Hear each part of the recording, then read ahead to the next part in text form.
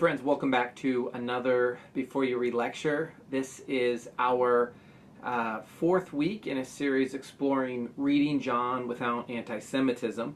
And I want to start by just saying how grateful I am for those of you who have been a part of the Zoom conversation, how rich those conversations have been, how seriously I think you all are taking this topic, and the sort of wrestling and dialogue that is, I hope, being as rewarding and transformative for you as it has been for me. So thank you for showing up, and thank you for kind of reading John with a particular look, with a particular lens, hopefully with the goal of being able to read it more charitably, more faithfully, and read it in a way that promotes love and promotes understanding of our Jewish brothers and sisters. Our lecture this week, our reading this week, is going to focus mostly on John 9 through 11, broadly on John 9 through 11, and we're going to spend a little bit more time, or I'm going to invite you to spend a little bit more time focusing especially on John chapter 9.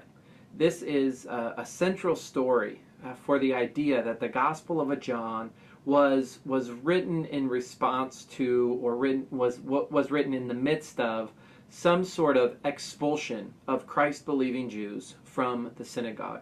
And so chapter 9 is vital and important for understanding that. And so I'd love for you to spend some time wrestling with that passage, thinking through that passage, and I'm going to give you some context for thinking through it. There's also some important material in chapter 10, verses 22 through 42, about Jesus' identity, some more controversy around Jesus' identity. And then there's a smattering of material in John 11, where John 11, the bulk of that chapter, is about Jesus raising Lazarus from the dead. But again, following the response of the Jews, I think has important implications for our purposes. So our conversation partner, if you will, or our conversation idea that we're going to take with us is one that we've already mentioned a couple of times in our time together, but I want to engage it a bit more completely in our study this week. And that is the expulsion hypothesis, or what I'm calling the expulsion hypothesis. This idea, this hypothesis, has been a part of the proposal of both J. Louis Martin and Raymond Brown. And probably the one by Raymond Brown, which we've mentioned in our Zoom call, is the most famous.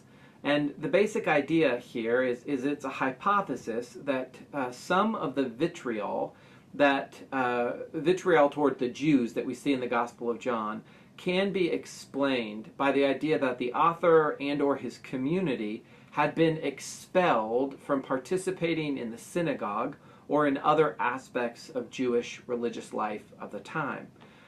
I would say that sort of on the surface of it, and certainly in the history of interpretation and the way that this idea has been received, it does have a good bit of explanatory value, both from a historical viewpoint and a literary viewpoint. And I would say it also has a hidden, perhaps, theological benefit in helping us to contextualize that vitriol towards the Jews and tone down some of this negative portrait of them. So in the introduction to his book about the Johannine community, where he argues this hypothesis, Raymond Brown outlines what he calls the pre-gospel era of the Johannine community. The pre-gospel era is that time from maybe 50 to 80, where there was a community that was associated with what would be known as the Gospel of John prior to the writing of the Gospel of John. And so Raymond Brown is attempting to sort of use the text of John and what he knows of other history as a window into the past. And so he's going to go even earlier than the Gospel to the experience of this community. And so he would suggest that prior to the writing of the Gospel of John, perhaps a decade or two or even more, there was a group of Johannine Christians who had already been expelled from the synagogue precisely because of what they were saying about Jesus. Now that's important. They were thrown out of the synagogue, Raymond Brown says, because of their understanding of Jesus. right? Not because they weren't washing hands, not because they weren't following Torah, but because of what they believed about Jesus. And as evidence for this, he references John chapter 9, verse 22, as well as John 16, verse 2.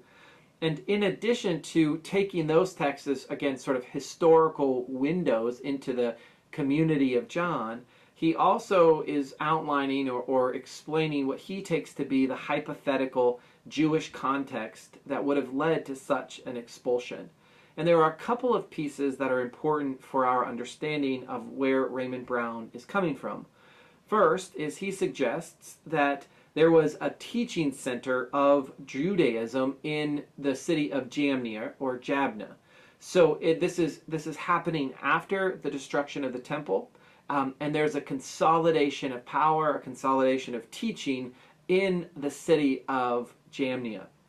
And the form of Judaism that was found in Jamnia at this time was predominantly Pharisaic in its orientation. It was predominantly members of the Pharisees, or their predecessors, or those that followed after them. And that, in a sense, that what is happening in Jamnia is that the plurality of Judaism in antiquity, the variety of Judaism in antiquity that we've talked together about, has essentially been lost or significantly reduced. And so it's in that context, the context of sort of a centralization of power, a narrowing of theological and religious diversity, that we can understand the expulsion hypothesis. And even more specifically, Smith ties this experience, this alleged experience of the community of John, to something known as the Birchat HaMinim, the blessing or the cursing of the heretics is what it's known as. And so Smith talks about this Jewish liturgical document known as the 18 Benedictions. And he hypothesizes that somewhere around 85 CE, one of these benedictions, the 12th benediction, was revised. It was updated to more explicitly curse Jewish Christians. And the idea here is that this Birchat HaMinim, even if it wasn't sort of a top-down enforced kicking out of these Jewish Christians, the idea is that Jewish Christians who held certain convictions about Jesus wouldn't pray these curses on themselves, and so they would have been, in effect, expelled from the synagogue. And so what we're going to explore together this week is sort of the validity of that hypothesis. We're gonna explore in our own ways what the Birchat HaMinim was, and whether or not Smith's hypothesis, Brown's hypothesis is still valid, or if there's ways that we might modify it and think about it. So just so you know that a number of Jewish scholars and Christian scholars have seriously questioned whether this thing, the Birchat HaMinim, ever existed at all, and if it did exist, whether it would have existed or had any sort of authority prior to the writing of the Gospels. That's a central question. And another related question is there's a good amount of wondering about whether or not Jamnia, the Jewish community there, had this sort of authority or ability to expel Christ-believing Jews from the synagogue. So what that means is that Brown's hypothesis, although it has in many ways carried the argument of the day, it is contested territory. And so as we read and as we think together about it, that's something for us to consider. So in the email, I'm going to link the article, or a chapter rather, from Raymond Brown's book that outlines this phase in the community of John and their life together. And if I can get my hands on it, I'll also send you a copy of the 12th, the alleged or the so-called 12th benediction, the Birchat HaMinim, that people have talked about. So for this week, again, our focus is going to be on John 9 through 11, and I would love for you to spend the bulk of your time, or a good bit of your time, focusing on chapter 9. And this is, I think, such an important part because it, in many ways, scholars often read it as a sort of window into the experience, the reality, the convictions of that Johannine community. There's also important parts in chapter 10 that I've mentioned. And so we're going to read chapters 9 through 11 with this idea of the expulsion hypothesis in mind. And we're just going to sort of wrestle with that.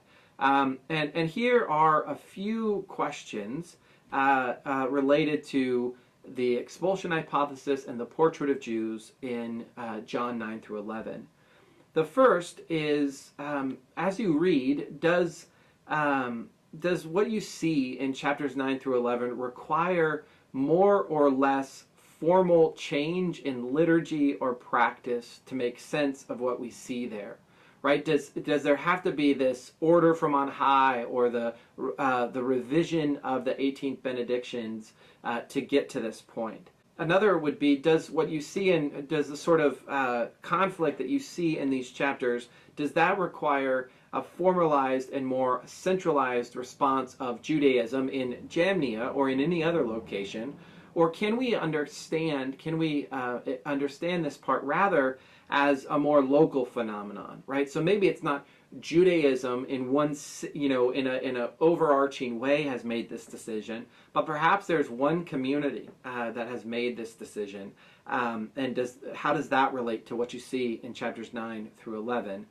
And then finally, does any part of John 9 through 11 support an idea that I introduced this past week, that maybe the Johannine community has actually removed themselves because of their own convictions? And does that have any sort of explanatory value? And then finally, be ready to share with our group, sort of as you're reading John 9 through 11, and as you're looking for sort of this conflict with the Jews and the portrait of the Jews, which is harder reading. I would love for you to be ready to share those things that you find in John through 9 through 11 that also sort of enrich your reading experience, that give you life, that give you hope, the good stuff, not just the hard stuff, in other words. So I hope to hear both of those things as we encounter John 9 through 11. All right, friends, John 9 through 11 for this week, a few questions, a few hypotheses for us to consider. I hope that you'll enjoy the reading. I trust that we'll have a rich conversation. And for now, happy reading.